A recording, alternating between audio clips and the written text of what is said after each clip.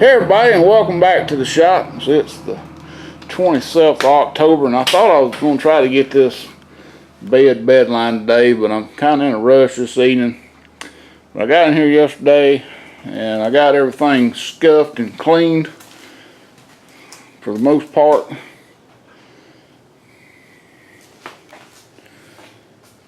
Look too bad. I hope I scuffed it enough on the walls, but I'm pretty sure I did. The floor was pretty rough, dirty wise, and it looks a lot better. I still see some stuff over on that side wall. I'm pretty sure I got everything. Let's make sure. You can see right here, scuffed pretty decent. And of course it's gonna, bed liner's gonna come and it's gonna wrap around right here, so I didn't worry about trying to scuff too much. This right in here won't get bed line. The bed liner will start on the face of this and go up. So I was looking at this mess right here. I can see where I've scuffed it, so I think it'll be alright. But I need to protect this bed from getting dirty, getting bugs and stuff on it. So what I'm gonna do right today, I was looking right here because I did clear this, and I don't really know why. I knew I was going to clear that. I'm not going to bed line the back of this panel. It's going to stay cleared. But what I was getting at is I know I'm going to have to repaint this bed. Got a deep scratch right here. This could sand out, but that is definitely not going to sand out. That is all the way down to the primer, and you can see these scratches here where cats have jumped up on it, which would probably sand out okay. And see if I can find that. I washed this yesterday and you can't even tell it. I think them runs, I want to say those runs was on this thing. Hell, there's some right here. Some pretty good runs there. Yeah, you can see that pretty good. I think there's more than just that one. So I was debating on whether to go ahead and paint this bedside again and then do the bed liner. So for right now, I'm just going to cover this thing up with plastic just to keep it clean. And every time I look, I see more scratches. And this is just, I don't know why that's dirty. Heck, I washed it yesterday. Washed it with simple green, rinsed it off good. I like that simple green. That stuff smells good and it ain't too harmful for your skin. So I got to find my paint codes. I'm hoping and praying they're in that glove box. And if I can't find them paint codes, I'm afraid I'm going to end up having to paint this whole truck over again. And if I do, that will be gone. If I have to paint it again, there will be no gray on the bottom. I'll leave the gray on the cab. So I don't want to have to paint this thing again. So I'm going to get me some plastic up here and look in this truck and see if I can find these paint codes. And I guess I'll bring you back when something else goes on. Well, it's pretty easy. Got this on and plenty wide enough to cover the whole bed. And so we're good to go on that. And I am a happy person because I found those paint codes and they wasn't in the truck. They used to be in my toolbox that sat right here, and when I swapped from that toolbox to this box, I couldn't find them. So I said, Lord, the only other place that might be is in my paint cabinet here. Got looking through my drawer. There they were. So saved on this deal because I would never have known that was all-terrain blue. And I threw them cans away a long time ago when they got pretty empty. So the gray is a slate gray, and the blue is an all-terrain blue. And there's the codes if you want to know what they are. It is a GM color, both of them are.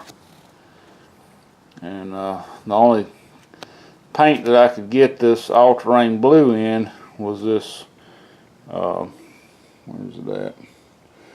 It's that JPB. They didn't offer it in the JB, which was, I could get the gray. The JB is a cheaper paint. At the JBP is fairly expensive, but I got to get at least a quart of the blue. And alright, sorry about that, got interrupted by a phone call, but anyway, I'm going to get a quart of this blue and a quart of the gray, even though I probably won't even need nowhere near a quart. I'm hoping a quart of the blue will be enough. I've also got to get some more clear coat because I'm out of clear. I'm out of, or almost out of this epoxy primer. I got a little bit left, but not near enough. And I'm also out of the primer surfacer, so I need to get a quart of both of those, and of course the activator hardeners. I think this primer hardener is probably okay. That other hardener is not. I don't even know if I got any left. So anyway, just thought I'd let y'all know. Thankfully I found the color codes, and I'm glad he printed me off some extras because he had stuck one of them on the can. And they put some extras in there for me to put in the truck, and I wasn't going to put it in the truck. I was going to hang on to them. You see they're already getting discolored. But anyway, I'm happy now. So thanks for watching, and please rate, comment, subscribe if you haven't. Alright everybody, so I went to the paint store today, and I'll show you what I got. I got a quart of clear and the activator. They do not sell the European clear coat in the quarts, so I went with a different one. This is the low to medium solids. So takes instead of 2 coats, it's going to take 3 coats. But for what I got to do, I just could not see paying $200 for a gallon of clear. And then of course I got got 2 quarts of the epoxy, the black epoxy with the activator hardener. And I got a quart of the blue paint and a pint of the gray paint. And then I got a quart of the gray primer and this activator, and that was $250 right there. So $250, and I got to paint a tailgate, a bedside, and a door. So nobody ever said painting was cheap. So I think today I'm gonna get in here and pull this bed out outside where it's fairly decent this morning. This morning it was below freezing, but it's warmed up almost 60 degrees. And I'm going to pull it right here, and I'm going to sand that side down out here out of the paint booth, so I don't want to mess my paint booth back up. So again, I got to clear out all this mess, get the tractor, and hook to it and get it outside. Alright everybody, I almost got this bedside sanded like a little bit right up here, and I'm going to bring it back to that, and I'll show you this damage right here. If you'll focus. It did get all the way into the metal right there. So I'm going to have to take that on down a little further, put a little putty in it. And here's the one run, the worst of the runs anyway. You can see it. And this is the reason why it's difficult to just sand this out. And what I'm using is just a little Palm DA, it's electric. I got 400 grit on here, and you can see I've already cut down here and here. That's just all the way down to the clear, and if I go much further there, I'm going to break through the clear, and you can see around it the clear is still there. So I was going to point that out. I'd never recommend 400 grit trying to, you know, get rid of orange peel, especially 400 grit on a hard pad. I would try say 800 grit on a soft interface pad, But this ain't what I'm trying to do here. I'm trying to knock it all the way down to flat. So knocking it all the way down to flat with a 400 grit is the quickest and easiest way. I don't want to go too deep. Too heavy a grit will leave a lot more sand scratches. And as you can see, I'm leaving just a little bit of a lip right here. And that right there should be covered up. Or I may end up going above this with the paint. I'm going to come back and scuff that up. Or I may take it on up to here. But with this laying flat, it ends up being right there.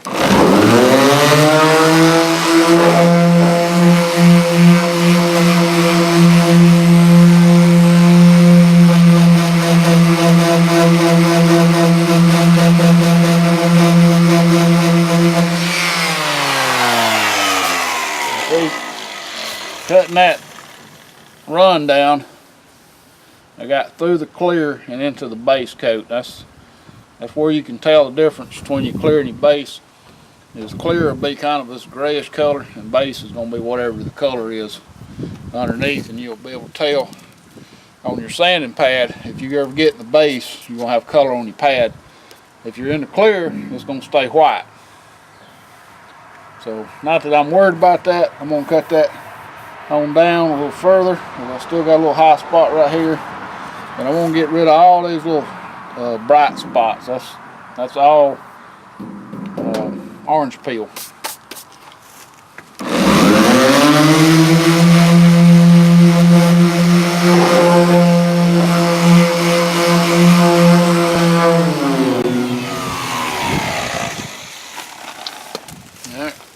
Dusty. So what I do, I just take a rag and just wipe it down, because be able to see any bright spots like that right there. It's still clear. These little specks in here is all clear. And anywhere it's dull blue, I've cut through. Got a little spot there. I need to go back. And I'm not going to paint the front of this again. I'm going to tape it right here, and I'm going to back tape it and let it just kind of go in. So I'm going to continue to get this off. I'm going to get me another pad, because these pads don't last long. 400 grit, they're real fine. And this clear coat, it's pretty tough. Now my last pad that I brought out here, so hopefully that'll be enough. I've got me some dust. I got some, yeah, I should be wearing a respirator. Got me some more sanding pads ordered, or sanding disc. And I've also got a hook and loop pad for my little air DA. So that should be here Wednesday.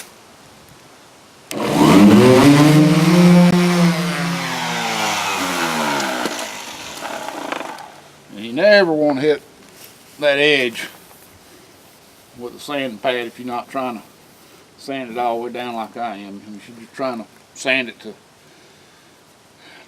get down to the, get the clear flattened out. Don't ever hit an edge with one of these things unless you know what you're doing. I don't know what I'm doing, so I know I'm gonna take the paint off.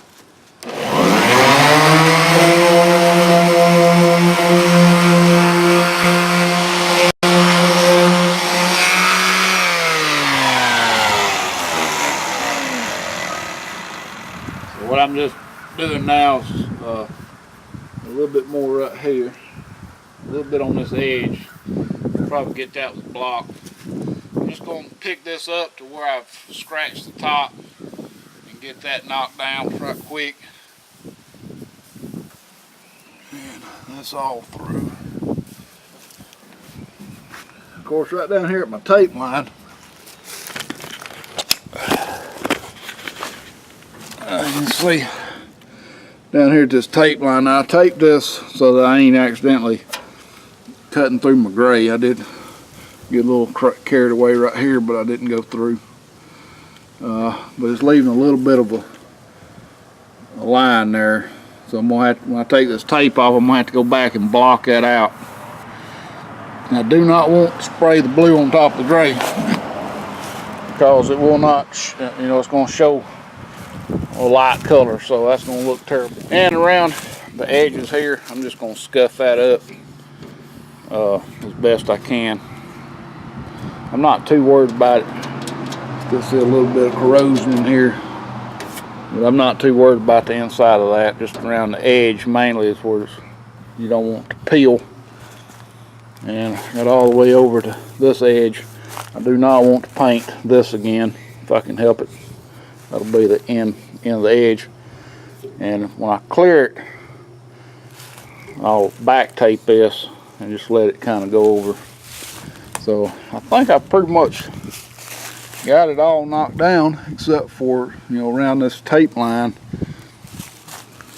Maybe just a few little tiny specks here and there. I don't know if this camera's gonna pick them up. A little bit tiny specks, but I'll go back and get those. And then we'll put a little putty on this and get this flattened out, because I'm gonna sand that on down a little further and get it on back. And right now I'm just through. I'm through the clear, I'm through the color, I'm through the epoxy, and I'm down to the primer. And there should be a coat of epoxy under this primer. Well, I sprayed epoxy, primer, epoxy. Alright, I'll bring you back when I get all this done. Alrighty, so I got all that done. I got me some, cut through just a little bit on this edge here, so I put my little X primer on there. And I didn't have to fill that area once I got down through all those layers. It finally smoothed out, but it did hit the metal, so I put a little X primer on it. And I went ahead and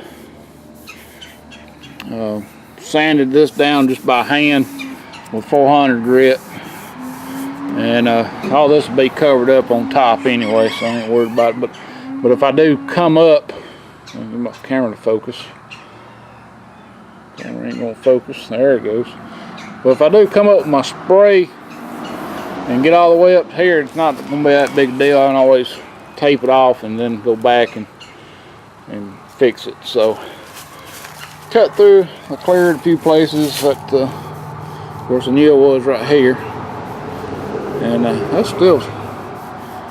still feels a little bit rough right there, just a little bumpy.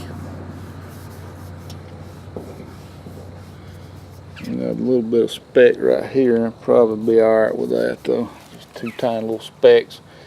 Hopefully the time good Lord, this lens is dirty.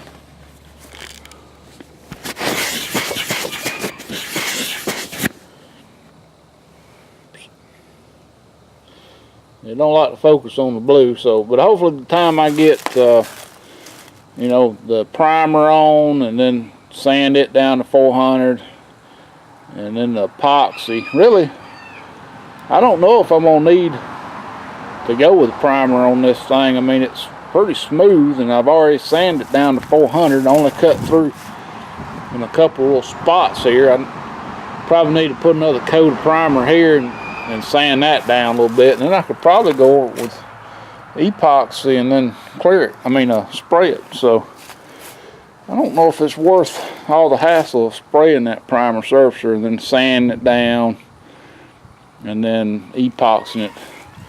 The bed is not the greatest straightness through here, but I don't think I want to spend a whole lot of time trying to get it perfect. I believe it'll be alright.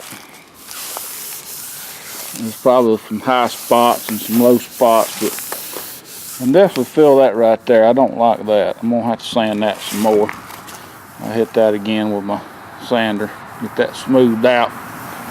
Got a little bit of some specks here I gotta take care of. A little bit through here, some on the end here, so I missed a few spots right here. I'm gonna hit that again. Then we'll park it back in here, and then I'll have to wait till Thursday. Today's Monday, so it'll be Thursday before I can get back on it. So until then, thanks for watching. Please rate, comment, subscribe if you haven't.